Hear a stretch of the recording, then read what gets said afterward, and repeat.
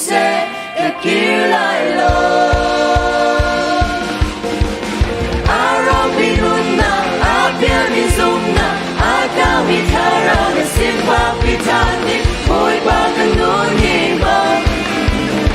Akweli Chilo Agemi Kaza Azobinuna Simba Pitani Boy Baganonima Imtiakasi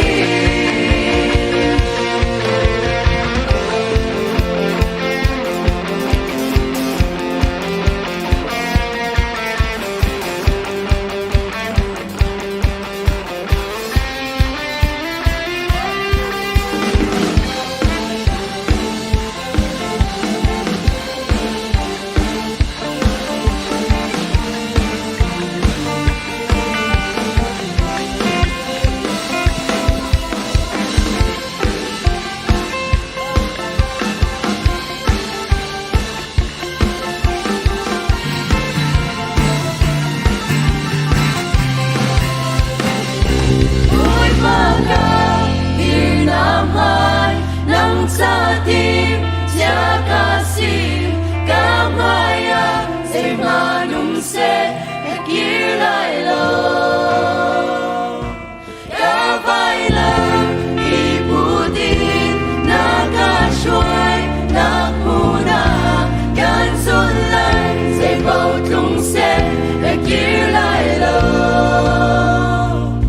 bôi ba ca điều nam hai nắng cha tim cha ca si ca maya say ma nung se kia lại lo ca vai la ibu din na ca shuai na kuna can sun lai say bao tung se kia lại lo Araminuna Abianizuna Agamitara Simba Pitani Boy Baganonima Akweli Chilo Agemi Kaza Azobinuna Simba Pitani Boy Baganonima Boy Baganonima Boy Baganonima Intiakasi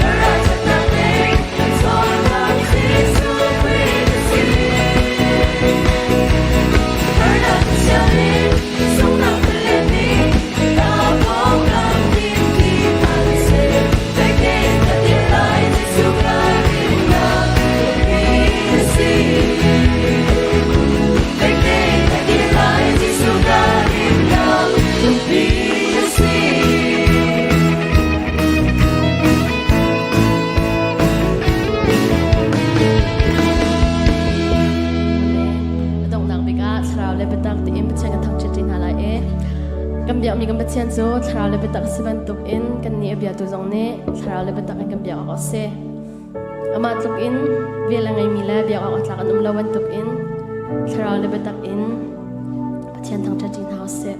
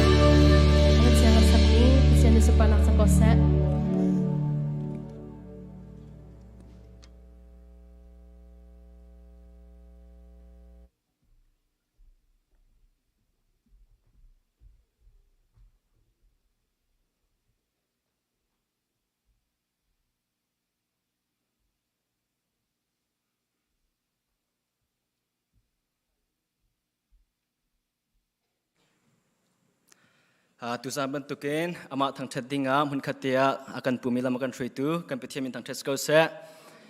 CBCIYF มินเอาวิลเตฮิจัดกันมุขคนหาจ้าลุงลมนักตั้มพีกันไงเตมีค่ะทรีตูไอโอเลยเอ็นมันสบิกาวันชิมกดูบุยป้าชากันรักทอกกากเตลมา2019จงเสะจนบัตักเดวินกันวุ่นเดียร์กันวุ่นอิติมหน่วยนิคุมพรองอันเตกันวุ่นโจจักนักลุงอิมหุยตุกออกสมิจูจุ่มชุกเลยกันเสียแล้วทั้งเท่าเลยกันเสียกันมีลูจงเงินกันเนี่ยฝุ่นต้มนิ่งจงกันลุงอารวนิ่งจงก็เห็นอัฐาชินลังมังกรที่เฮก็ฝุ่นหุโคจาขันก็เห็นบุยป้าชาตุเกจนนั้นมาซาปีปุ่มปาปะขจิวเนี่ยกันเนี่ยฝุ่นต้มมาเฮลุงรัวเตียนเรียนกันจวนที่เฮบุยประสุนปานักจ้าที่มีลุงทินันไงจิวที่หุโคจาขันเนี่ยซาปีจงมาสบิกาลมนักฝุ่นชิมข้ากระดูเฮบันตุเกไอเดียท่าเฮตัมปีโชโคสกาวนาเตียนลุงอิรัวโลเห็นจนตัวโคสตุนโลนั่นเทบันตุกินอินเดียนาเห็นหาเจอ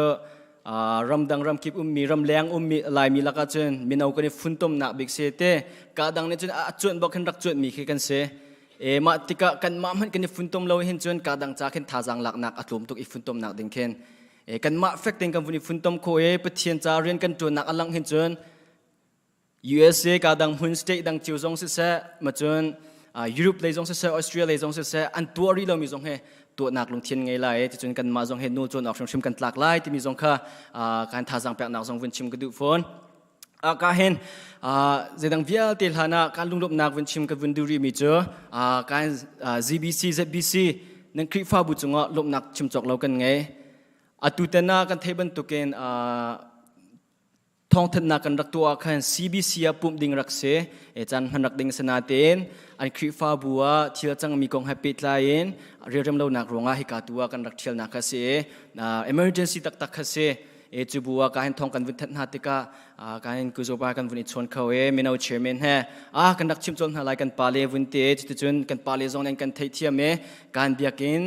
จะลงตักกันจันทร์ดิ่งนั้นวินกันอันใจนั้นจงกันล้มCBC คริฟ้าบัวกันจงกันลงนักลังตนาจะไปแบ่งตันหาเสจะลองสโลว์เองการเห็น CCC ตัวไหน CCC มีนาว Prison Worship Team วินกันทรีมีนั่นจงจงอารมณ์นักตั้มปีกันไงอันมาจงข้าอารมณ์นักบอกกินรักกันช่วยกูล้อที่กันวินชนไหนอันกันวินกันทรีนิ่งจงท้าตักดงนักหากันสักบรรทุกกันขันเตะถ้าเราเลยไปตักบักเต็งขันวินกันทรีท้าจังจงตั้มปีนี้หลักจะเลยแต่จุดนักกันไง CCC มีนาวหาสินะลุงลมนักลังเตอร์นักจะไปแบ่งทันหาเสดังตัวนี้จอยตุจานจานพังมีวิอัลเตสิเสกาเห็นจานไลตัวทองทัชิมตัวทัจำตัวใบบัวจนเปียกตัวละจนทองทัชิมตัวละจนดอกนักจำตัวสิเสจนอัดจุงเลยกาเลยโปรเจคเตอร์กันเลยเปียกตัวไลฟ์กันทลายเปียกตัวนั่นซาพิธีจงลบนักตั้มปีกันไงอะไรอัดจุงเลยป่วยนาคิดเจอ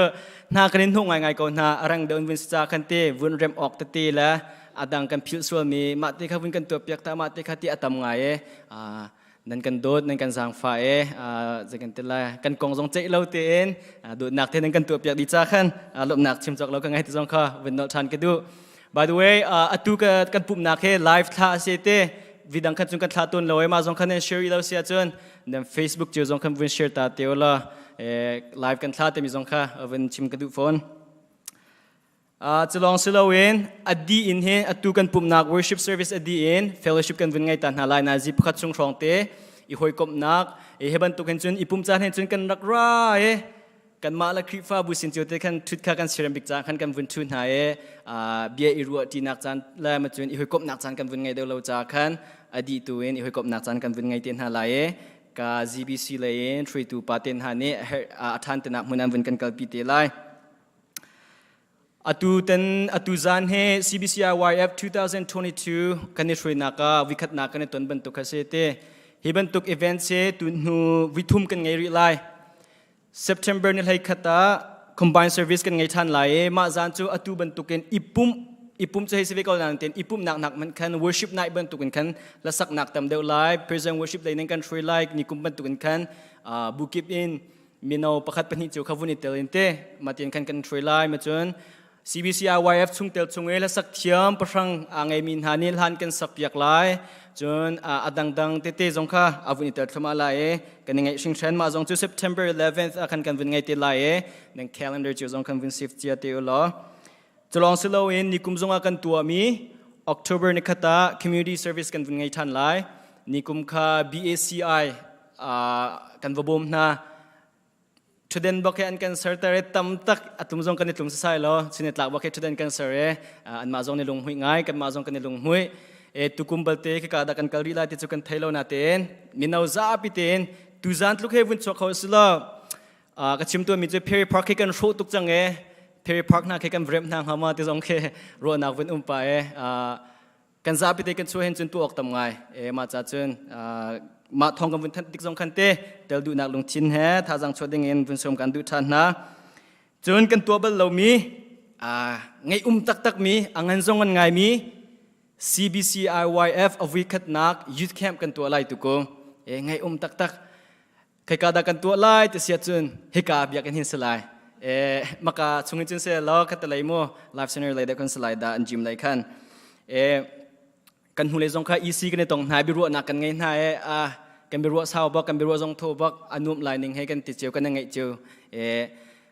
มาติกาทราวเลยเช่นนักลองเห็นสโลว์เอนเต้อีหอยกบนักจงอับขันละพักกันในไทยเดียวน่าไล่เรียนจงกัน20น่าไล่จนเรียนตีจงกันในเจลปานน่าไล่เขาเบียกเห็นเขามีแนวดาแอตเลติกบิ๊กแต่จงกันในซูมปานน่าไล่จนเขาดาแต่จงคัดเต้ทิลตั้มปีมไล่มาจากจนOctober นิกุลและนิกุลนะครับนิกุลฮิมิสูมาขัดเจอใครก็เพลนซันไงเจ้าจงคันวินแคนเซิลดิทันจังโกล่ะมาตุขับวินเซฟเจียวดิ้งจงคันกับวินสมดุลนะจุดนั้นดงนักบิ๊กเตียCBCIYF นี่โปรแกรมประคัดกันไงมีเตทองกับวินทันดูมาเตะสอกนักตั้มเปียชัวเขาตูดิ้งเสียเดซีที่เสียจน Bible Student Service Program เตมีเตเสียจะได้สิที่เสียจน CBCIYF member จงเห็นตัวเห็นจนบูชาช่องกันนานเต็นอจุลจังมีจูบุรีช่องลองกันเสียมาจงว่าคริฟ้าบุงันเดียวจงกันคริฟ้าบูฟ้าเดียวจงกันอาจจะเจอ pastor กันไงเจอ pastor กันไงแล้วขบันตุกันสิจ้ากันเตทองทัดชิมกันเฮจานสิเสกันคริฟ้าบูจงสิเสมินาจงสิเสมาขันสมนันดูหน้าจน Bible สิงหักเชียกันไงมีหน้าค่ะสมโคอันเสียจะเจอโปรแกรมจะตันหนึ่งเจอกันมาในกันวันคอนแทคแบบนั่นแหละนั่นเหตุนักส่วนเตีย Bible Study Lead มาทองจะชิมมาขบันตุกเตียกันรักอินทราบแบบนั่นแหละ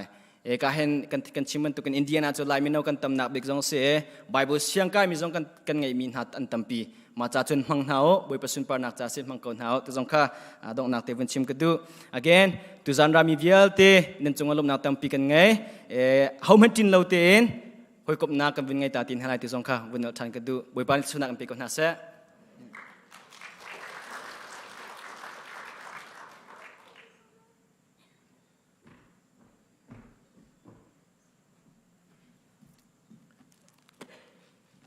จานชากันไปตัวบอยประมินทั้งทัศกเสรำตักนักแกซองลงล้มนักตำปีกันไงฮิวิลเตมินพายกันหุ่นนาติกะfirst program มันไงจังก่อนนาตินการเห็นบอยปานันเตชันนั้นดูร้องอ่ะการเห็นนั้นรักชัวเก็บหอยกบนักมันเอา worship นักะ CCI เนี่ย CBCUSA อินเดียนันอันตัวมีอ่ะการเห็นอัฐาตินนั้นรักชัวเก็บบอยปาทั้งทันนักจันนั้นรักชัวจะล้มลงนักตำปีกันไงแต่ค่ะชิมมาสาขะกระดูเกมาจงอัดลิงจากลงมีบอยปั๊มหายะใจมันอัศโลมีจงปะเทียนทองเทนักนักกันฟรอมตีคอลายโมเตเจนักฮัลเตกาหินลงลมเตียนกระโจลฮันเวอรองเจอบอยปานเนชิมอันดุมินหาเกมามังอินชิมอันดุมีคอลายเตกระซุ่มจ่าขันลงลมเตกระโจลฮันเวเกมาจงอัดลิงจากลงมีจงนักกันเทียบเวจ่า CBCIYF อามินชิมการไงมันจะแล้วก็ไทยเทียบเขาละนั่นจงอาลงลมนักตั้มปีกันไงอาบิกินเจนั่นจงอาช่วยตัวเวลเต้นั่นจงลงลำนักยังไงอาบิกินเจนั่นจงลงลำนักตั้มปีกันไงเจบอยปานเนี่ยอดอจังไฟฟิล์มนักจงอแปกจนเทเลนจงตั้มปีสกิลจงตั้มปีอแปกกันมาตุกกันมาจงกันไงมีทัชวกง่ายกันเสียช่วยตัวท้าตักเสียไม่เลยจงบอยปานเนี่ยอันนั้นปีจงอ่านยักตักเลยบอยปานนั้นปีท้าจงอันปีก็เสียแต่ค่ะไอ้ทัชวกกันรำเปียกเสียจนไบเบิลจะกันมันเรียลตาไหลโรมันangan panga amhe pakwa in kaman rela vật cái ngày bạc là athi nak mani pathian he akan rem tara chun zaitluk anda pathian thiên hun nak chunga chun ama ni chun akan kham chin chin lai kan ni chu pathian ral kan raksi saman sala fapa thi nak thong in ahoya akan serchang atu chu pathian hoikom kan sichang boi pamin thang thas ko sa chan to atoi te long kan ngai cha chan toi te chunga pathian athat na kong la pathian atla chua na kong he zo tin house from tin house te ke zo chim ka du mi cha selai chun kavan phil so mi ume zo zai da si da chun himan tu covid 19 lak zonga la pandemic a hoikom nak zong ngai kho taloin la chun matihin fellowship zong ngai kho taloin boipa thong in atuni chana himan tu in indiana bu keep in man tu kan nge ti mi kan nge mi na he boipa atha tu khring than cha kan za pi te kan dear tan hala e boipa that nak ka kan chim ti tan hala boipa atha ka tela e kan za pi te in azung zalin ta voithum nan kan lep yak tala ke na boipa tha ka tela e nan za pi te in azung zalin na kan tep yak tala zang fanak te in boipa cha azung zalin kalom tu arwang cho boipa cha tha tu khring than ko zai thil kan ton pawa sa sa har na kan ton zong sa sa chun ngai chen na kan ton zong sa sa zai po kan toma zai tek man a thlang ba lo mi cho boipa that nak se boipa min thang thas ko sa atuni chana zau tin house ka du mi cho boipa athla chua te ke se boipa athla chua he zai tin nan ta cheu ton atam do mi tam do ni kan rak ta ton mi cho zai tin da kan ta te chun dam lo nak kan hu te ka la dam nak kan hu te ka kin la kan chunga zai kan tala thla chuak in kar kan hlan deuh te ka mi nak in thla chuak kan hu deuh te kan te mi akin te khin kan rak ta ton ma zong ke am han ve ko boipa ni chun thla chuak nak chuak kam pek ve ko dam nak akam pek siang in kai thon opportunity na akam pek semen selo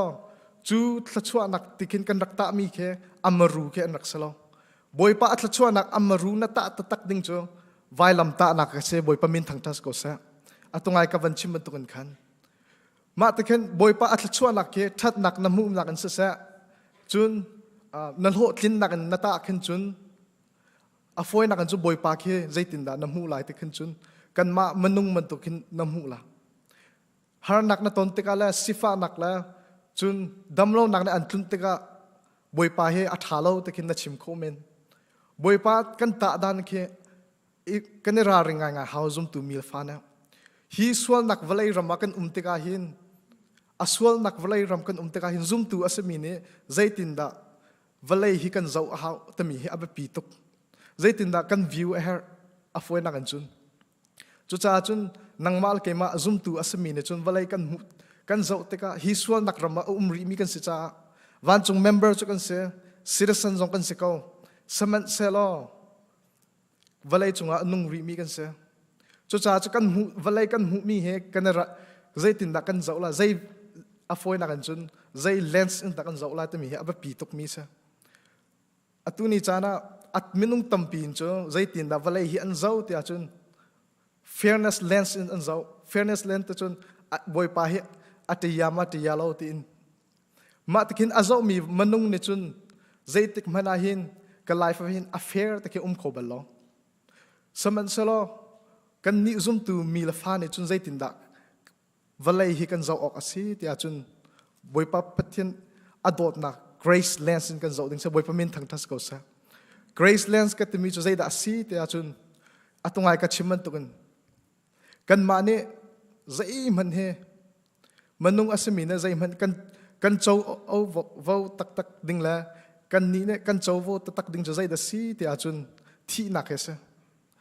nangla ke chu misual kan se boipa maya a home man he kan ma tin pathian he a phan khoding home kan umlong misual dan tat ok tlak mi bechai ok atlak mi kan se saman solo chu vialte chu akan ngai thiam akan zang fa e boipa ne afa pa ngai chun te kha kam pek e boipa ne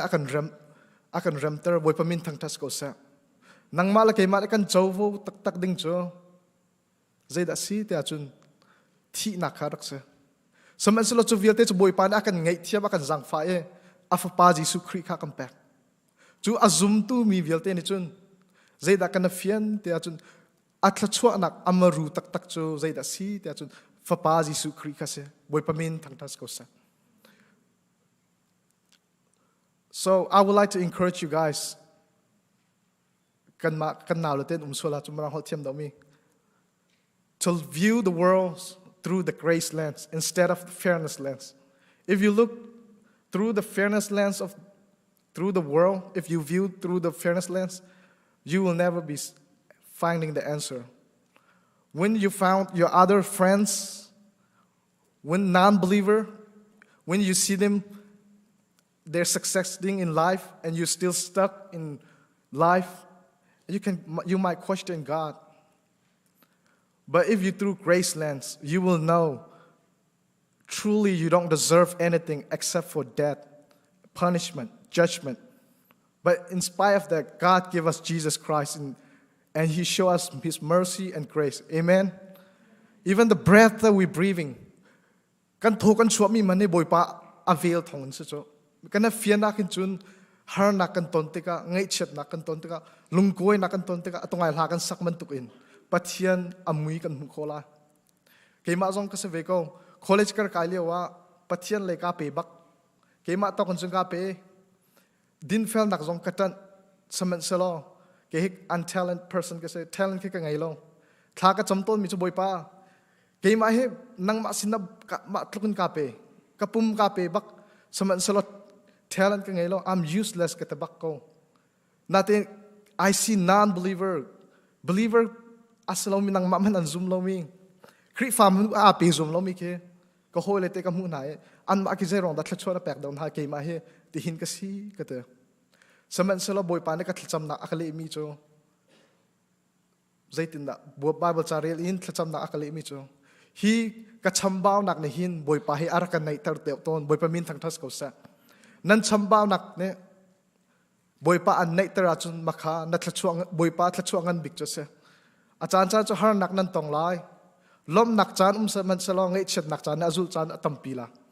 khi chan tika khin thajang pek adu mi na cho boy pa ne na chunga atlun ter mi he a purpose angai a purpose cho nang ma boy pa ne an nei ter de tu ding asi khan chun ma cho cho atlachwa ngan bik nak chos ko boy pa min thang thas ko sa har nakan ton min ha la ngai chet nakan ton min ha hin boy pa akan nei ter du de on chun hi boy pa atlachwa an se ko cho chun nam hu kho akan chun har nak nan ton teka la ngai chet nak nan ton teka ma chun lungkoi nak nan ton teka boy pa le an nei ter tu na kan chun na fian kan chun mai le ya nan spiritual walk nan growth fruition la ta zum nak ngai a big in kan ma zum tu ne kan fian a her mi chu kan thachwa nak ngan big chu Jesu Christ ka se Jesu Christ atling di ko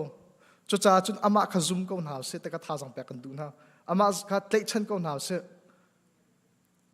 atu Esther la ko oranga mi ku Esther la ko oranga mi chu na sun par nak cha se chun ka chunga na du nak tling ko se te cho ve man tung chu kan thlacham tik zonga boy pa na sun par nak cha se chun na ka chunga na du nak tling ko se ten house a chan chan na chun tampi chu worship leader tampinan ka hin mano leader tampinan extra and rian nan tuan samasala a chan chan na nan life lam bidang a pe de lo mi kan te ko la ta zoom tu ko na a pe de lo mi life ke nan ta chun de tik na an ma jong ke thachua nak an hum kho do mi kan lo men samasala nana fian ding pakhat ka du nga mi chu kan tho kan chua mi man sa ni thar ni cheu do kam man mi kan ma thon nak pakman tung lo kan phim thiam nak kan thon nak zai mam tung lo pathian dot nak la avel si boy pa min thang tas ko sa chu a fyang hau si te khat tha jang pe kan du tung na roman angan pathum am he kula thuma chun pathian sun pa nak kan chambau di ko we te kan za pi te him pathian sun pa nak kan chambau di saman solo pathian akan zang fai akan dot tuk ronga afa pangai chun te kha kan pek kan mane kan tim kan mane kan in ha vi velte kan mane kan suffer ha mi velte judgment punishment velte kha boy pa na kan in piak chu dot nak sung asang bik la thachwa nak ngan bik chas ko lo mo cho cha chun pathian lai cha hin tha jang chwa ri ko na se pathian lai hi ifuri ko na se kan no leo cha na hin pathian ne pan ko na se boy pa ne laman free shim na le te zum nak jong ka ngai cho cha chun dai thlang na lao se kan valai chunga zai da chang te kan haldi ได้ครั้งนักจานอัสโลจานทากันไงมีอลักอินปะเทียนจามหังโกนาเสตค่ะชิมและทาจังแปกง่ายกันดูนะอาศัยจนกันมีวันชิมนาสละทากันวันจำตาละ Heavenly Father, thank you so much. I pray for the people in this room who might not know you. God, help them to know you. I also pray that in this room, who might go through suffering and pain in life and thinking, life just not fair. God, show them that they don't deserve anything at all. In spite of that, will you give us mercy and grace, and you give us Jesus Christ. Show them that your mercy so they can trust and believe in you. God, we don't have right to complain to you because your way is much better than our way. Your plan is so much better than our plan. God, I pray in this moment, you show them your mercy and grace in individual life who might go through life in hardship. Bui pa kalom tuk namin thang tas ko se.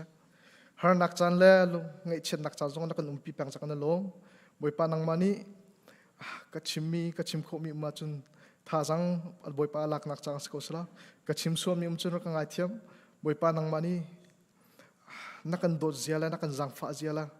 Bui pa thachu nakam pek zia kha athar in rakam hutar than ko tinang masin kan hal jivilte to come to Jesus krimin thla ka cham. Amen. Kalo.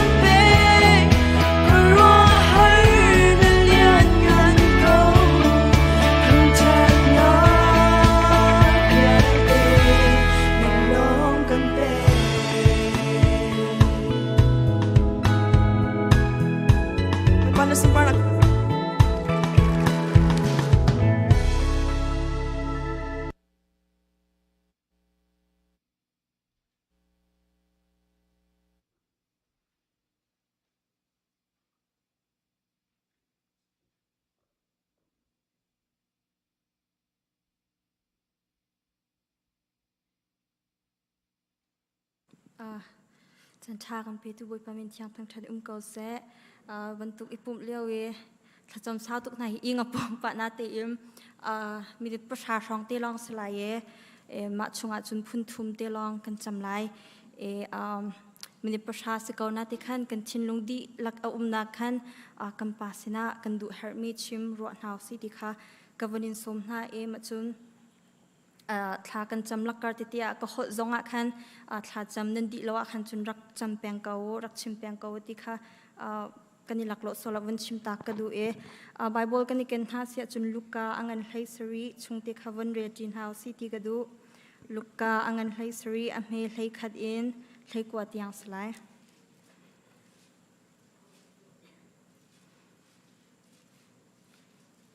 ลูกาอังอันไฮสรีอเมย์ไฮขัดอินไฮกวาดยังโอเควันเรียจินฮาวสิลอJisu chu Jerusalem khwalai I akalpa akhan Samaria le Galilee khwa pakhat chung a hin avalut I chuka a chun thinghui mi pasha anrakum I chunha ni chun anrakton lamhla pi khin andir I Jisu boipa kanjang fa tua tia an aw Jisu ni chun amu na I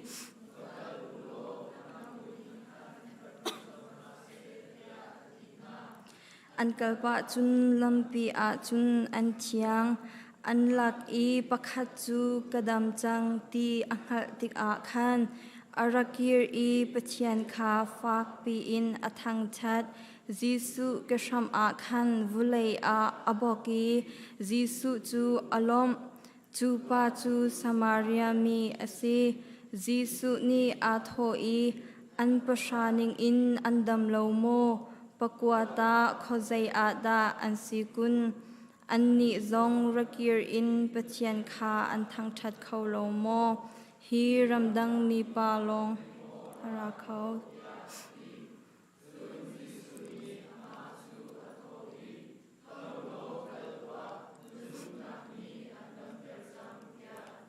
Amen จะช่างกันเรียนบุยปานิกันซาปิจัดโลกันชอบอยากเกาเสเมประคัดเป็นหิช่องเตียนจานกับวันหลักตาลายมินุงจะชิมเราซุงตูตัมปีนี้กันตัวดิ้งสนาเตอินกันตัวดิ้งคลุกอินกันตัวเราเตียกมาปุ่มปากนี่กระวมิจูปัจเจียนสนาลมนักปัจฉิมเฮเซปัจเจียนนี้อากันคำนาอากันโดดนักอาศัยเป็กวลัยจุงทชัวเวลเตอากันหูกันตนมีอาศัยเป็กลมนักปัจฉิมเฮกันได้ทางเกาลัวเตียกระวดอุณาวจนกันอุลกปานหากันนุนนักวันนี้เช็คทันหาวสลอมีดังกองสลออินกำมะกองติขวันนี้รวดหาวสลอกันสินิงาดังเจียวไลนาเตอินชุงคาร์หอยกอมเรียนจวนนักเสียงอินจุงกันนิชุกมีแฟนไอมีปวนเตียงขินเฮาสินินดารัตติขิตะกันรวดเบลโมอาศิลวะกันมาพุ่มปากทรงอักตุงไตสิเรากำวิสัมเวชิมฮอร์เรซงะทวักเลยซงะไกจากเกากันติเมงเกาไลอาหารซงหานเกาไลนาเตอินเฮาทองดาอสีเฮาจ่าอาดากันนุนดิ้งอสีติตะกันรวดเบลนาโมวันรวดชานุสิกันนุนนักวันชักนาวสิติขกระดูJisu ni hi ka fanu ka fapa hi ka do tuk mi ka tlan mi asikaw na te in kasina lom nak bia chimbello chun ka do nak ang halaw mi ti mi chunga kanitela chun kan cha ngai chia tuk asalai kan du mi pasha chunga pani man hi atling lai lo atling cheu lo na volei pa yasi chu na te in zeizong vial te hi boi pa thla chu asi ti kan hal e chuwa chun kani lom e kan ha kani ngam pi e lop nak bia kan chima chun aman zia kan thiama chun chu volei chunga aza tuk ko boi pa ti za na khe adir khawmi ba chu van dir hau silo boi pa na chung ka chung athat na kha lom nak bia pakhat nu pakhat wan chim dingin ka wanin som na Boipa na fale kapa na kan dotuk ikapa ti chuni chan tiang boipa dam nak thun nak he kapa lam na kan sho ina kan kilvem bi kam hu tika boipa kai lom na min chiang kan thang that kapa na fale ni kapa na chunga lom na bia chim ding zat in boipa kan chim lam mi ruanga boipa ra kan ngai chiam boipa ji jong vial te hi boipa nang ma sin arami an sikau kapa nang ma cha an sikau kapa na kan do tuk ronga boipa kan lom boipa kai ma film na kai ma chiam na em pakhat man boipa asilo zia kha boipa kai hal kapa ji zong vial te hi kapa nang ma thong en boipa asikau boipa nang ma sin arami an sikau boipa kai ma thon asishim shim lo kapa chungkhar na ka pek ulenaw na ka pek hoilokom na ka pek khrifabu na ka pek kapa ni tinte boipa siang engkai kho nak ren tuan kho nak moto mong kho nak fen ei ni puan eidin boipa cholava silangun boipa kadu mi ka her mi vial ti tlam tling ten boipa akape tu bachen na si cha boipa kailom na min chiang kan thang that boipa asung loi tuk kapa nang ma tho muing en si ko boipa nang ma thong boipa si ko nang ma boipa ka bachen ni na ka pe mi thla chho long te an si ko boipa lom na bia ka chim lo cha zo boipa ra ka ngai thiam boipa ka bachen na ka kham e boipa ka bachen thla chho re chho lo chim chho lo na ka pe mi chunga boipa kailom na min chiang kan thang that boipa si song vial te ka pa nang ma sum pa leng ning cha sram ko se ka pa kailom boipa kailom amen chun una kan nun na vani ro than ha selo damlo nak ta kan nei mo asilo le jisu khri heta kan ni tong chang mo kan damlo a chun kan damlo ti ta kan hal tak tak mo jisu khri ni adam mi ni siboi an her lo azo mi long long ni an her ati kan damlo nak ha chu mi ngei thiam kho lo nak ziar ngei nak thinlung chen lo nak te na an simo zaini da jisu he itong kho lo in akan don zaida kan damlo nak tak tak asi nang ma ni nai thai big lai vani ro man khri laya kar hang khau lo in akan don tu kan dam lo nak kan ma po zaida an se jisu ngai tung lo wa chun kan nun chan amuru kan tlol bak unaw chi cha jisu som than haw si kan dam lo na vani chak haw se lo mitchupa bartimu ni chun jisu amhu tika khan mo david fa pa ka jang fa tu ati a aw tika khan jisu ni alan tak lo da ko jisu ni alan tak lo kha jisu ni adam tere luat nak at pek da ko chicha kan nun nak a chep tham bun jisu kha som than haw si ti ka vanin som than na oh boipa ka bachen ka chinlong boipa achiang lo tuk mi ka pa aswa thim hom tuk mi boipa kanun na khe boipa nun na ka zo e ka pa chan thana ka pek ri mi chunga boipa kailom boipa kanun na khe kai ma ka pa kai ma ta asilo zia boipa na ka ter na ka fian ter cha song boipa kailom boipa ka bachen boipa ka dam lo na khe boipa seida asi boipa ka bachen seida asi ti ma boipa ka ning hal ton lo boipa sim hat se lo boipa ka bachen ka pa na kan du boipa ka bachen kan na ni tim ka chen na ka chek de boipa ka bachen cha boipa kai lom le min chiang kan tan thang boipa kan nun chu anang ma kan ngei lo a chung kan nun sanat lai lo we boipa kan nun sanat lai lo chi cha boipa nang ma boipa khri la ya boipa ka le boipa nang ma cha nun kan du ve ko boipa nang ma cha nun kan du ve ko kan nun na ka ser siam ka pa ka chin lung a thalo mi vel te ka pa ron ka then ka pa dam na ron ka pe boipa kan nun na khe nang ma sum pa na cha su sham ko se boipa nang ma sum pa na cha su sham ko se wa sang fa sham ko amen chun adong nak we ka von cham ha city ka du mi chu lam kal tu chunga kam hu mi chu chun lam kal tu kha an thla na lo chun zaitin da bia chu than asi kho lai chathiang ni thong tha achim tu na ke chu awado da ate adong nak bi ka thlawon cham piak na city ka du mi chu pachen ren 22 vel tin ha cha ase kan local pastor evangelist singers bible siang anakai mi vel tin na thla cham piak na city ka du zoom tu pakhat le pakhat hi kan kelhang ai phel ding kan selo da ko kan hulain idea kam e thaza ai champiak ding tu khi kan rak si deu na chu kan rak thai ton lo we se chulong chu selo an pathian ren tram mi long selo en atu CBCIYF akan thi roi tu upavel ti na jong thlachwa hal piak na si thlachwa ham piak na si ti ka vandu chun tu kum chungi kam program like an events vel te khaboi pasna up na si ti ka du e adok nak bik chu ke ma ni amen ka kharte la boipa ka bachen na kan do tu mi chong boipa kan lom boipa na cha chiang chunga boipa kam hu ban tu kin boipa ka bachen na ke chu boipa wa do da na ti ban tu kin boipa ka bachen na rian chiang tron tu ve ti na cha thla ka cham boipa tuanong atampi boipa tuanong atampi kapa ngat boipa kan tuan ding tup man ing boipa kan tuan lo kapa chui cha boipa kap chen na rin thiang atuan tu bial tin ha cha thla kan champi an hamin thlo ka chuan ha kapa pastor and sia evangelist and sia boipa singer and sia bible se ang kan mi and sia boipa na ram kau na cha a boipa kapa sifa ina ai chi me kapa nang ma cha a ti kapa kap chen intor ai chim mi boipa an si cha a boipa an cha thla ka champi ha kapa na rin thiang an tuan nak a kapa har sat na tampi ko han se lo kapa nang ma khir in huzul in boipa kap chem haya nor chin lang mang in boipa kar a hang e boipa chuti chum amma hangin boipa kapachien narin thiang an tian an tuan nak thong in mitampi ni na dot nak kham nak an thai boipa mitampi ni boipa nang ma lekar kan than na chang thang ko se boipa kan sang fa sham ko ti boipa kan in no boipa kapachien sang fa kan in no ko that so mu na se boipa an cha thla kan champion na min thlo kan chuan na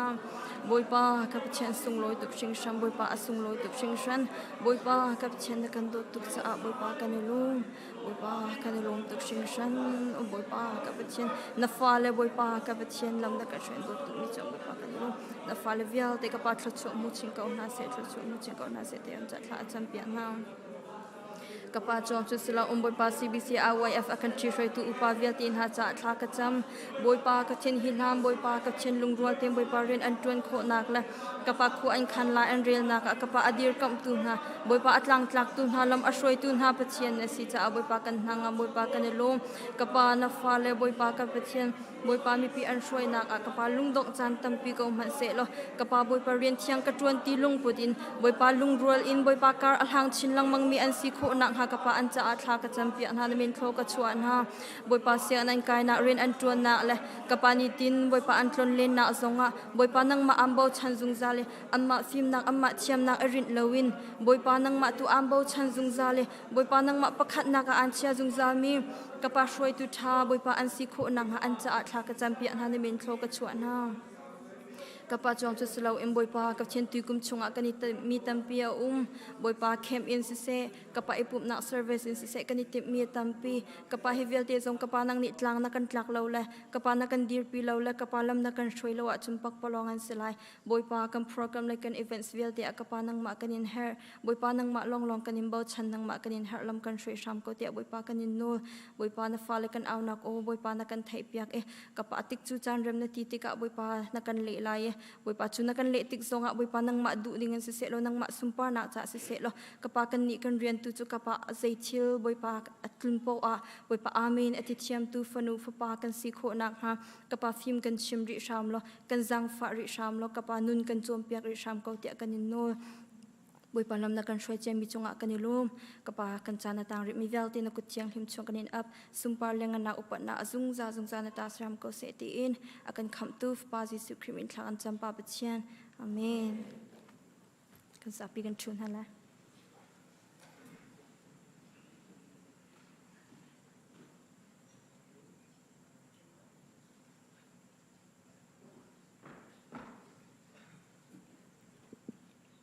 kan so pathian sin kan ap nala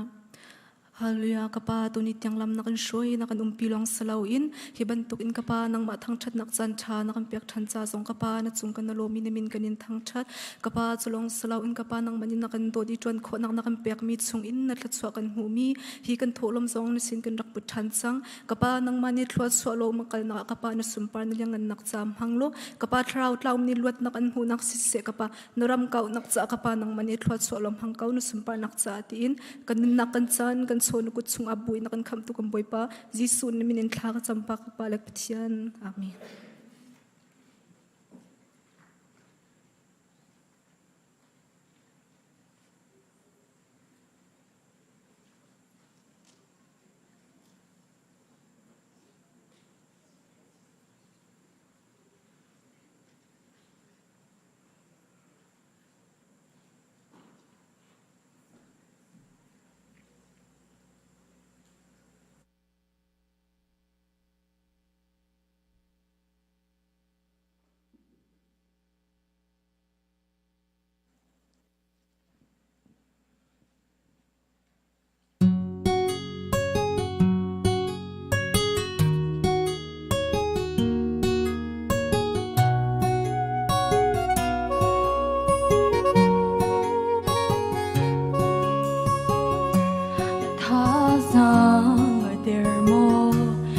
chín lung và gió nó hối gom chỉ bị nhìn xin biết tất cả chim ti lâu đi cả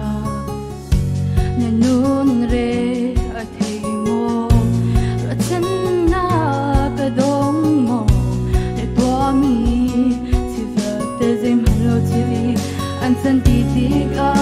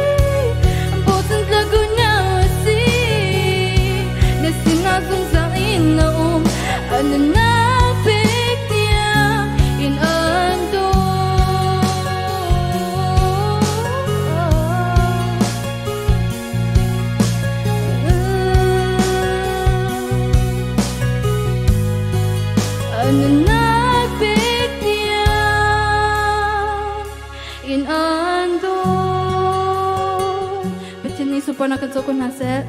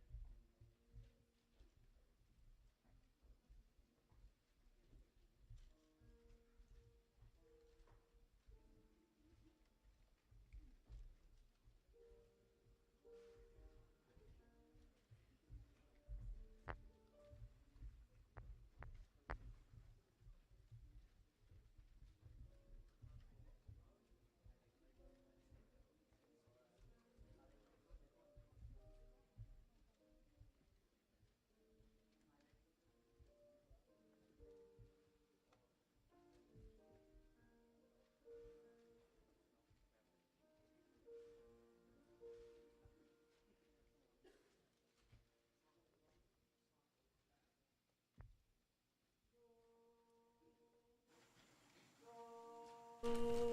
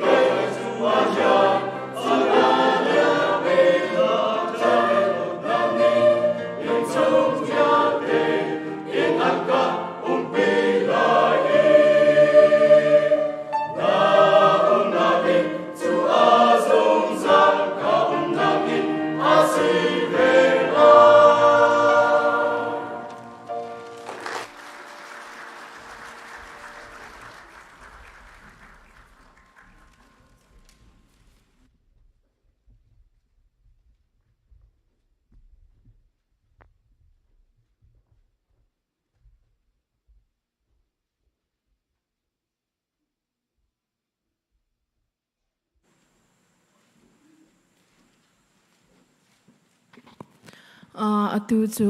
thong chim lo kan von som lai e ama thong chim tu adin khat ke ma voi khat te kha ka von dir chan te lai mo asia chon atu he thong chabia chim tu ding e pastor David Thomlom ko beng bu in zom na se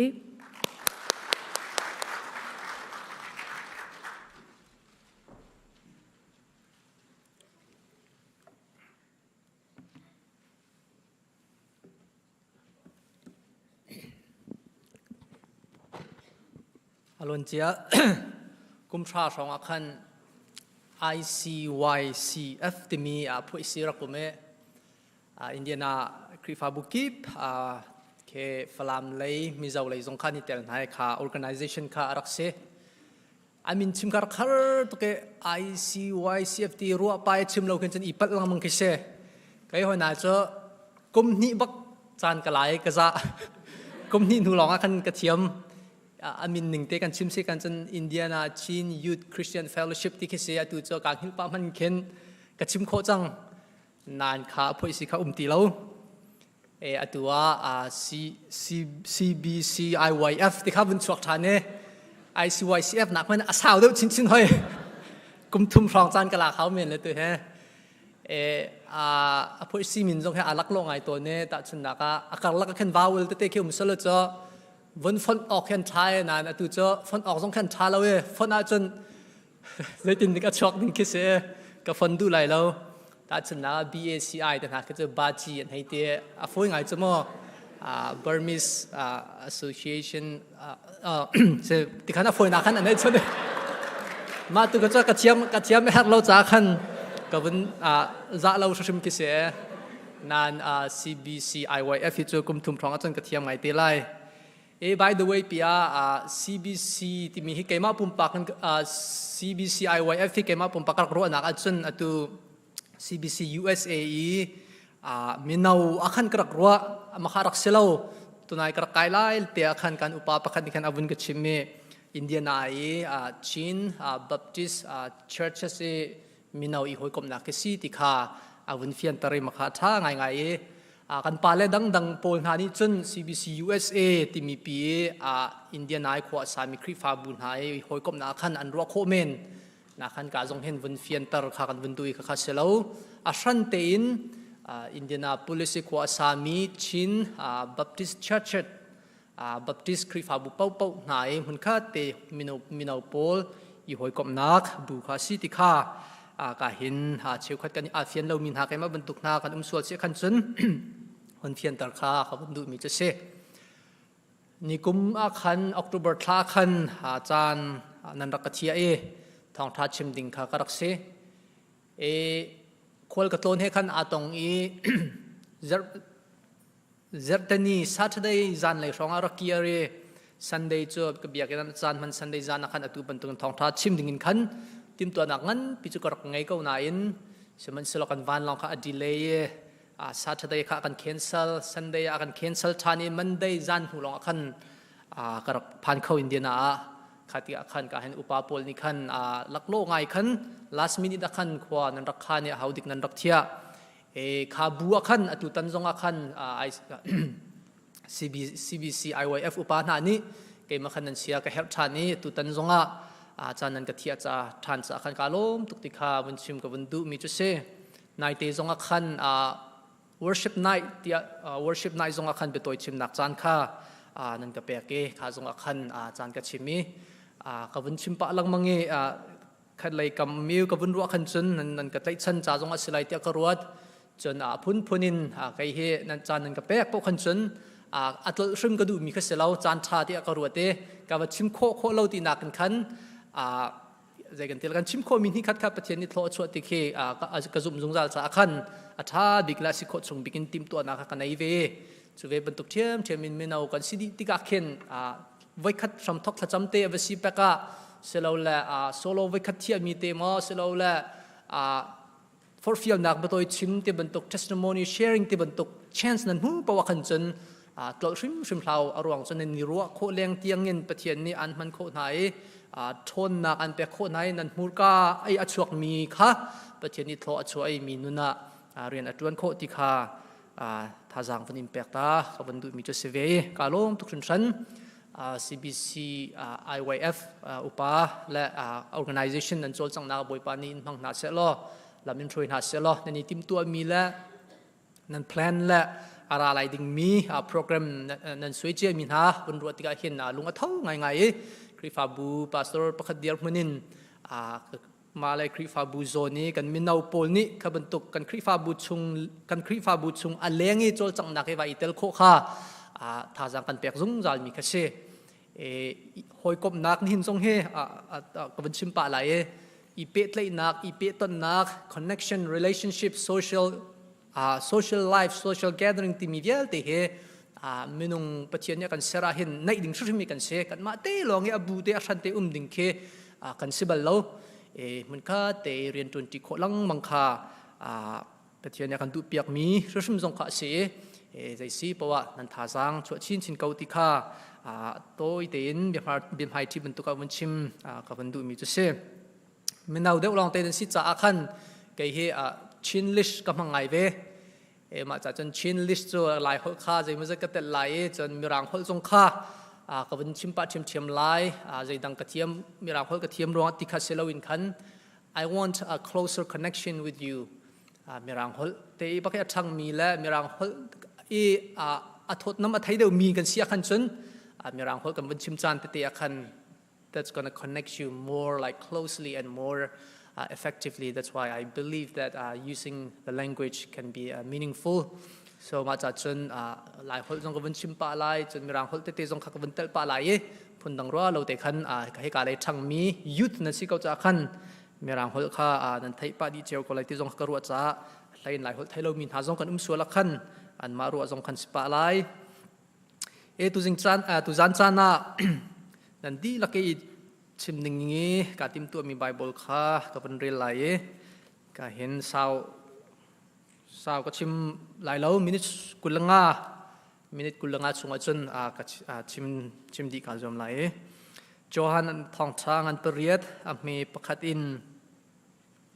ไหลคัดยังข้าเสียไหลไบเบิลนันนิเกนเสียจนนั่นลง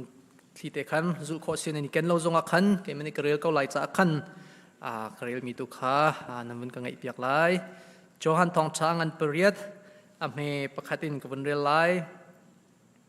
จนมีเวลเตขาอันนี้นะอันจินเจียวจีสุจูโอลิฟหลังอักขันอหุงกัลอัฐายจิงกาเตอาเบียกินาจุนอักลชานมิซาปีนิจุนอันปุ่มโนอันโจนเปียกนาพงเบียโจนเปียกตุเสียนาและฟาริสิมีนานิขันมีนูประคัดวาจงินปาอาดูเลียวอันเตยมีค่าอันรุนลูปีซาปีหมายจุนอันเดียร์เตอร์จิสุจูอันโทเสียฮินูฮีกันเสียฮินูฮีปาอาดูเลียวชิมาอันเตยกันพุงอาโมเสสนิโนลกันเปียกมีจูบรรทุกมีนูจูลุงอินทิลักินเชื่อชิมออกอาศัยไลตีอาศัยนังใจตินดานรัวอันตีฮิตินเบียอันฮัลจูอันอามาคาเน็กสักเบงยับตะโคอันดูจ้าเสมันสโลจิสุจูอากูนีวลัยอาคันอากูดงอินจ้าเจียลอันฮัลชินลังมังจ้าดิ้งเตนอาหงชุยนันลักอิสวนักอาตัวบัลลมินิชับมาซาบิกเซเตียอาหุนตีจุนอากุนทานวลัยจ้าจูอติลชานจูเบียจูอันไทติกะประคัดนุประคัดอันนิจุกเพียกดีอุปาปุลคาอันนิจุกมาซาจิสุลองจูอตังอปองอาจุนมินุคาอดียร์เกาข้าจงเตะข้า main point ประคัดจุดสลายจิสุลองจูอตังอปองเตะอาจุนมินุคาอดียร์เกาดิ้งเตอินอาหงชูมินุขจายาดาอันสิดีนังมาสวลโพตูดิ้งะประคัดมันอันต่างคนเล่าโมอดีมินุนี่จุนบอยป้าอาหูมันอันต่างเล่าเตียอเล่จุนจิสุนี่จุนไกจงนี่สวลการพอเวลาวกัลโลอสวลเบลวสวลติลาเตียอดีสตอรี่กันเจ้าติกาหินมินูอสวลนักตินักมันอินขันพงเบียจอมเปียกตูฟาริสีปอลนี่จิสุฟอยอันดูรองขันมินูค่า they just used her to call Jesus อันดูมีอันนี้ติดมีค่ะ อันทิ้งคนนักหาดิ้งจากขันมีนูค่ะ she was used ปนนังกันชิมเสียจน abused ปนนังกันชิมเสียจน isolated or condemned นินจานาชิมหลังปีตาร์กับวันดูมีเจอ at the end of a tunnel there is light tunnel หลายฮอลินวันเลี้ยวกับวันฮาร์เรนันโกลฮอลินเมียงเยี่ยมยังชุงอภินเลยอาคินเจียวนักจุ่มก็เอที่เฮนั่นสินะชิมก็ดูมีเจอเซ at the end of a tunnel there is light ลายมีฮิตนายจงกับชิมจังมันตุกินหุ่นข้าตี social gathering อีปุ่มคมละจันมันตีเฮอดูไงมีขี้กันเซจะสู้กันเคกันจะกันที่ไล that's how we express ourselves เคกันนี่ข้านักโซนักขันกันนี่ชนเบียนหายกันดูมีกัน interest พอกันชิมตีนหายแต่จนประคัดและประคัดขันเนี่ยแต่ขันขออาสามีพุนขี้กันเซเบียกนั้นนี่ขันอวุนกันเน้นชินสับติกะเบียกนักซุงอาจนโดเขาตักและอาโจจังเขาตักมีเดียร์มุนขี้กันเซ socially อินเข็นเบียกนักเลยจงอินมีพุ่มสินักเลยจงอินเข็นอาเทนเขาลงดิ่งมีบักขี้กันเซ loneliness ที่มีมาเตลองเอดิ่งมีพุ่นกันสิเราที่เฮจ้าปีนี้กันปาเลนกันจนเปียกซุงจามีขี้เซลายตลังเลยกันอุปาเดียวน่าจะลายตลังเลยทั้งมีกันสินหายลายตลังเลยขึ้นจนกันอินปาสักทั้งหาขี้กันหอยท้าขึ้นอันจังเกาอันเจียบเช็ดชัดตีนักขันอินปาขี้กันอีโดนฮะขัดละขัดกันอีกลมหายที่จนเล่นเต้นหากันอีเจเล่เสียงกันกายจีนหายสิเราแหละเสียงอินะกันกัลติกาเสียงอินอีกันตนมีมินุ่งหากันหอยท้าบิขันอันนี้จังเกาแค่ lifetime best friend long friend สักขันอันนี้จังต้นสิมันสละอตุชันกันชัน our current world อตุกันชันเฮ we have now lived in a very isolated space and time อตุกันชันเฮวันตัวที่อาหิน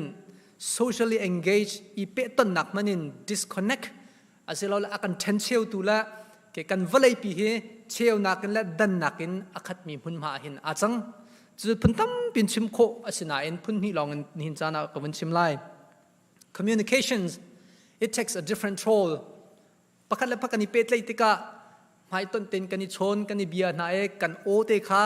original เตขันกันนิเทนฮาสมัยสละอดุชันจุ communication ค่ะเจดากันมันจังที่เสียจน phone text online email ค่ะล้อเตขันกันพังไหนโฟนชุงจงอาคัน communication smiling face ที่บรรทุกครองมอเอสโลละ LOL ที่รองครั้งขึ้นwe try to communicate the message through something like through media through technology ข้าที่กาคัน like กันนี่ connect ไงเกาที่กันรู้อันไหน we are like slowly like ประคัดและประคัดกันนี่หลาดเดียวชินดูซาเต็งกันนี่หลาดชิน we are ดูซาที่กัน isolate กันนี่ตัวชินconnection จากกันมันมีอินเทอร์เน็ตและ Facebook games ต่างหากจงการเห็น games อาจจะมีกันเสียจน games friends กันหาจมูก game friends พวกกันอันรักเจียวไหนกันเล่นกันเจ้าไหน but we never meet you never meet them but you are virtually แค่ idea พี่ลองกัน you try to connect you try to build the world อะไรพี่กัน idea พี่ลองกัน necessary ที่จนขาดจงกันข้านี่กันอดองนักดูซาที่จนisolate แค่อันตัวดูมาyou like being alone เสร็จแล้วแหละนังว่าพี่ลองรูมชุงเอจันมันค่ะนานวนเดียวจังมีดังว่าหูดิ่งค่ะ it's นักสีนังที่คันอาจจะตีเราปะเทียนทุ่มหินตัวไหนก็ชิมจังเป็นตัวมีดุงจูอีเปตันดิ่งอี connect ดิ่งและอีหอยกบดิ่งจันมังจีดิ่งเสร็จมีค่ะกันเสียมันเสร็จแล้วค่ะอีเปตเล็ดต้นโคนักหาดิ่งจากคันเทคโนโลยีนี่คันreplace ตัวติกาจนดูซาเตงขินกันนี่เทนนี่ isolate กันตัวมาจุดติกาเชื่อขัดจ่าจน we felt isolated or we felt lonely or we felt disconnected as a matter of fact internet technology it's good the good thing but technology จุกันมันติกาคันใจกันติไล it kind of slowly ประคัดกันนี่โดดนักกันนี่โซนรัวนักและเคจะกันที่ไล่ socially กันนี่ connect หนักตีเคอัฐาวดูมาตีเคประคัดหนักมันชิมก็ดูมีจะเซ่ COVID at chan COVID nihin minung he ke it's not our choice technology tu chu kan choice si chmo kan du la man kho se man lo kho se nan COVID at chok chia ma me kan ma du team khasti lo chauza ni khan mandate atwa isolate to bak how ti khse kan mal kan room chewa siang kai nak man khan siang kai kho sti lo rian jong ka ton kho sti lo we ni kum masa kan ton mi khan an thai di ko we are isolated by the COVID khatika khan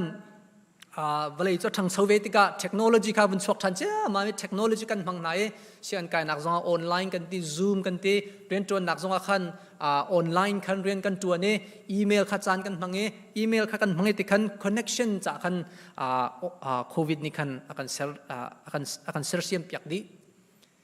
khatika covid life in te khwa kan sa do ma kum khat chung mo kum ni chung mo silo leng chua zonga mask kan ni ruk na kan mui man fiang te kan mu kho lo ti ka khin minung kan sinak tak khi they kan ti lai ke a value ke du sa ken athak do ma unfortunately ma technology rong si sa chon covid rong si sa kan experience la kan ton mi kha du sa te kan an content chewe adong na kan chon ke chet nak tam pi kha kan tong ta chun na ka atu research ni report an to ninga chun he covid chunga isolate itu arwanga minor polmung hakcha pol abuse atong minha sexually abuse minha physically abuse atong minha emotionally abuse atong minha he allatin it's double tikise arwang inakan even di sitika khan either parents or like upana ni kan abuse kan tu chang na chive ban tok thiam in na khan isolate kan tu tika khan addictions like phun kha chuak chang games addiction chuak pornography addiction kha chuak social media addiction all this addiction become like part of our life we can like get out from it we are like kind of like a slave to those things khapola khan kan stick tika khan kan mind like kan khru anak jong kha it's this is this cripple our mind and our thought and it become to sa kan isolate akan to do mai we felt isolated and lonely and we felt disconnected kha experience tam pini khan du sa te kan nun nak khan ke ningti nak mo silola loneliness ralchiat nak mo silola mi ngam lo nak tiang kha aphak pi to ni khat kan nun na khen har nak tam pi kha lungthin lein mo psychology lein khen psycho lein khan kan thin lung kan ruana kan emotion vial te kha asho samton school kan kale you try to give your best shot at school you study hard you work hard but kan nula kan pani khan they they expect that you get all A's vai khat de b na nga sol solo la vai ni rong de b na nga sol kan chen nula pa kha an mai tha ti lo anin sik chang na they expect like too high and of course you are like young you're a young person and you're excited about life school and activities and you try to fit in with group hoi nei khana team ve hoi sina khan itu ding khana team ve but you felt like you don't belong there you are like you felt like you are not part of the group you look for another group but they avoided you they don't want to be friends with you and you felt the pain from the peer pressures because they look different and because they dress different or because they act different than you and you felt rejected and betrayed and bullied from your friends when you come home in anarakti ne thana ba khavialte school pressure peer pressure por tampi laka ina navun phane khi in na phak in na ni thai adu big mi chun nula na pa ni kafa how are you feeling sai dan lo timi o tham te ke thai na du big lewa kafa can you do better ma nak na zom khawdeu lo mo hinak na chiam khawdeu lo mo ti sik chak nang khan kan nun khe kanichi aton khe ton you felt isolated from the school you felt lonely from the school or disconnected from the school high school navundi college navun kai than you want to explore new things new adventure and new experience but you felt left out because you are like me nasita, you felt discriminated because you look so small, or like because your skin color is like very different. You felt like you are less advantaged. Zai tuke na zoom zonga cha khana zoom zonga na hoi le na man khan na har khun hoi na ji pakhat an zau a nang sanai pani mo pathum thong kha zau ding na zau a how mi dear hun selaula college it's like college anu mai mi life so more, and you try to connect with like your friends and they like keep talking abia khan chiman chim nine, you don't know when to say what to say with them because you feel weird. But na lung tinte chen apoilo in katin tika, I have a church, I have a community, I have friends there. Ti anaro akhomen na inchun narak phani church narak phantani, but your friends at the church look at you like strangers. Instead of welcoming you back, they make joke about you, or like they laugh at you, not with you. You question whether you are part of the group really. Your world becomes strange, even like nangma na church salola na community chung manakan aleng na banlu tika leng na rientu nakamo college na kaya na narakir tika kan, you felt isolated, lonely, and disconnected. The world has become an isolated place to some extent. And sadly, all these experience ka kan siyang kaya nakla kan family life kan hoile zaizong diel teka, it brings us loneliness, anxiety, depression, and even sometimes trauma. And life started to become less exciting. Zayda atu alai timan ke na huam ti lo, thaizing timan ke you are like so thaizing kong man ke na tu huam ti lo. You don't enjoy things you used to enjoy. You keep staring at your phone, try to connect people, or like try to check whether somebody comment on things that you post. But you felt disconnected, isolated in your room by yourself. Looking at your future, you feel lost. You feel like you live alone in a tunnel. Myang chung akan nang ma pilong and isolated in how many thailo in la rejected dear mun kan nang la nang ma naro ko mi nis komen. If you are that person,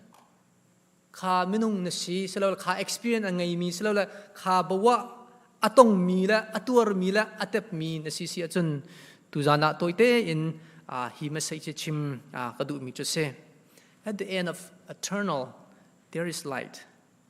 Let's look ma minukong kan zau than lai. Aswal minukong kan mun hutika aswal minukong he nai ka chimchang mangkhan aswal nak maning khan Pharisee hani khan Jisu foi an tim Jisu kha thak an timi Jisu kha apal ti nak ding cha kan nu kha an rak chua pi chumo. The woman was accused, condemned, and shamed in front of the public just to caught Jesus. And Jisu ni chun as ke Moses pungbia ning tak tak chun lung bakin thilaken che ding bakas ko. There's no question. There's no excuse. Lung ilak chiwe khanu kha 1 2 3 naji paya minute paya khan thilaken che ding bakas ko. Khatika khan Jisu ni khan zaitin atilai tikha an ru mi cha Jisu kan foi kho changlai tikha anak ru mi cha se. She was so silent, quiet, speechless, guilty. She felt that her life was over. That moment was her final hour. She know that I'm gonna be kathi changlai an kache changlai minute paya khoi ka inda lung he akan khema sabik lai khoi ka inda katluk masala e zaitinda ka fa na ke ing to lai ti he alunga kan. She become like traumatized because the experience hey man in a minute chikatia lungin thilakan anin chelai ti mi dear mun ke hey man it's such a painful traumatic experience for her, and nobody stood up for her. How many and dear kam hello, not even her friends or her family how man apong kan anumlo except Jesus. There might be times that you think, oh, this is my best friend pai sirwa katon mi ka experience man he akathai piak lo ti naro chan long kim komen. Or even your family na family lila ni kan ke asilaw tukin la ahman law tukin la affair law tukin anin treat chan long ke ava komen. Maybe your world is silent and you felt isolated and you felt like you are in a tunnel. But in that moment, mazon te akan Jisu chu apong te akan adiar te se. Jisu chu adiari accuser pol kha ke bia fai adu mi pol pa Pharisee pol kha avan le na achon di na ale na di tikakan athoi he turned to the woman. He turned to the woman and Jisu ni atimi chu ding ten ahung tu. He didn't Jisu ni kan he tisman kan azau lo ama bentuk te kan abatu minu kha bia arwa. Khosayada accuse antu min ha chon khosayada tha antim min ha sual an pho tu na khosayadan di tia ati Jisu ni chun minu ni chun boipa an ti lo an tlau di chang tia ati tika Jisu ni ale thani keizong ni sual kan pho velo vakal lo aswal bel vaswal ti la tia ati Jisu ni chun Jesus accept her as she is. Not that Jesus accept her act, but Jesus accept her as a person. Anun athen khawi angai chi khawi kasina arak kier khauti kha Jisu ni chun athai zongjal cho khati khan Jesus accept her. If you are like this woman, this is a message for you. Jesus is the light at the end of the tunnel. He stood right beside you, protecting, assuring that I don't judge you or blame you. That's what she said to the woman. Healing comes when judgment goes away. Dam nak ti mi he, soisel nak, mo chet nak, isolation. Khavya te ka atlaudi, akaldi ti ka hin dam nak, nung tin dam nak tak takha achuak mi tu ase. Jisu ni chun a judge atu ashum lo, namo velo Moses phungbian ning asi cha na paswal ti lo shum a ati lei lo, kan mo chet velo, vakal lo, patu ti la ti tiang lo kha Jisu ni chun ati mi tu ase. Tongkazakwa som Syria, finally adong naka, tongkazakwa som Syria, a popular music band, Aerosmith, the music band kiarakum. And lead singer to the singer was the Steven Tyler. I think American Got Talent akan judge atuan mi sirwa kate kapal komen anyway. Steven Tyler ka lead singer si. Steven Tyler was battling with drug. Of course, he was a star, a musician, so everybody likes him. And in order to get high, he needs to do like some drug at the stage. And ka drug amantuk tiga kan, alive ka, it's up and down. Atlu atum chel akai chel tikese. Of course, people like if you're a celebrity, people likes you. But he felt that people likes me not as who I am, but people like me because of my money or my fame, or they try to get money out of me. Tika, he felt it. But he still battled internally like drug, like fighting over. But it's amazing. He wrote this song, with that experience, like he felt rejected by the people that he think they love him, and he felt that he was abused or used by those people. And of course, internally, he was battling with this addiction, the drug, and his life was felt like living inside the tunnel. So he wrote this song, I kept the right ones out and let the wrong ones in. There were times in my life when I was going insane, trying to walk through the pain. When I lost my grip and I hit the floor, I thought I could leave, but couldn't get out of the door. I was so sick and tired of living a lie. I was wishing that I would die. It's amazing. With the blink of an eye, you finally see the light. When the moment arrives that you know you will be all right. And I'm saying a prayer for you, for the desperate hearts tonight. Yeah. 1970 like the top hit song if you want to listen it Google law like Steven Tyler amazing hay ti lo hay ngai te meno it's very powerful song because that's his life story. Chimdu mi cho there's light at the end of eternal tika chimdu mi to say kan ni cha chon light kha Jisu ka ti chang kha nang na cha Jisu at the end of the eternal Jisu kom nang ma in the world navalai pika nang malong isolated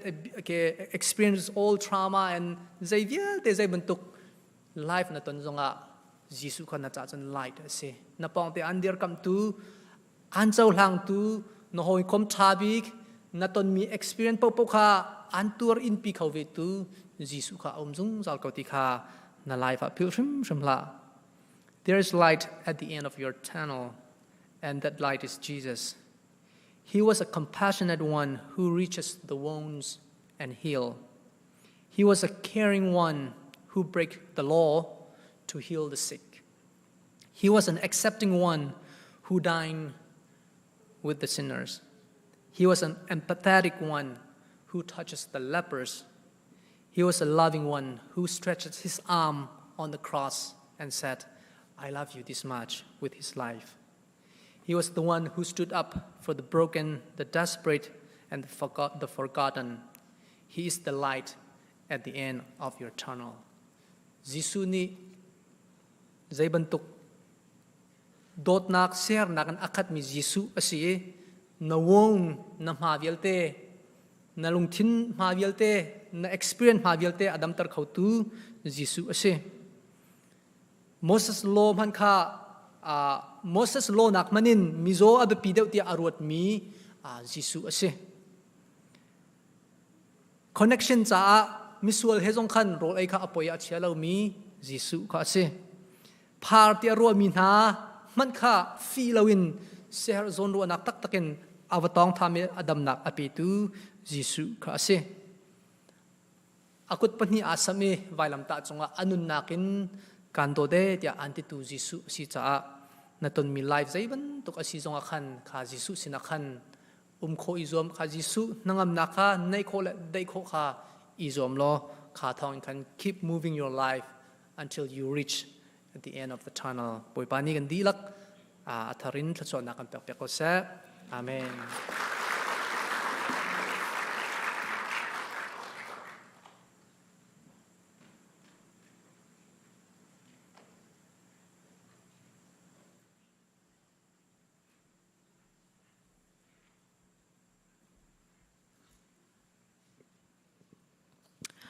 Chen kan thong cha kan thei mi chiang tharo chana ya kan pi af pa jong phan cha boi pa jong ni af pa jong ma le ya phan chin ko se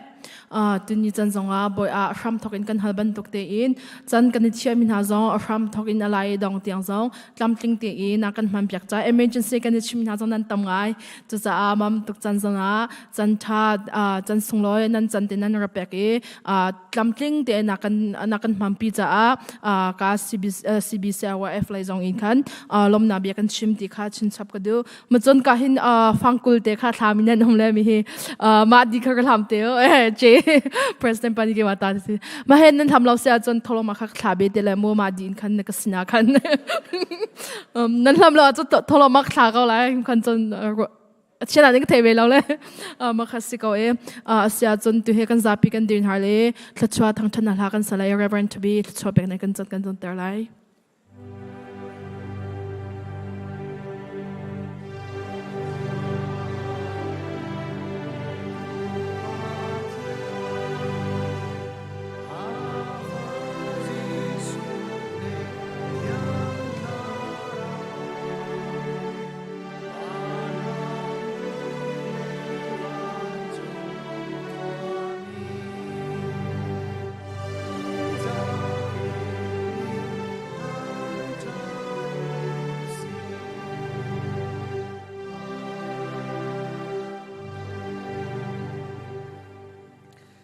tu zan chana heka biak in thianga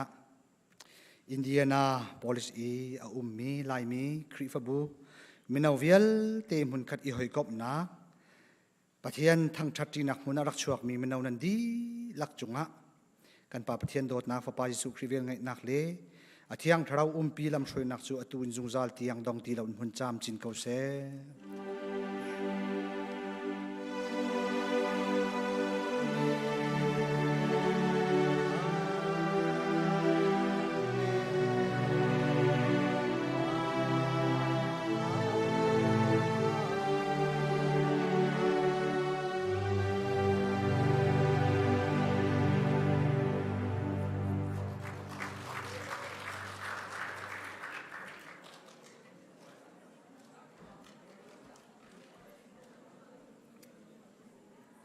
Alright, Zang Fatin, Homen Tin Lawin, Kahin and Vunkan Trela, Jim Layak and Vunkan Halaimo, Nazi Pakua Tiang Tesalai, Jan Sao Pitan can Lai Lo, Pakua Tiang Hong, Tehokop Nak Katika Vungetan Halai.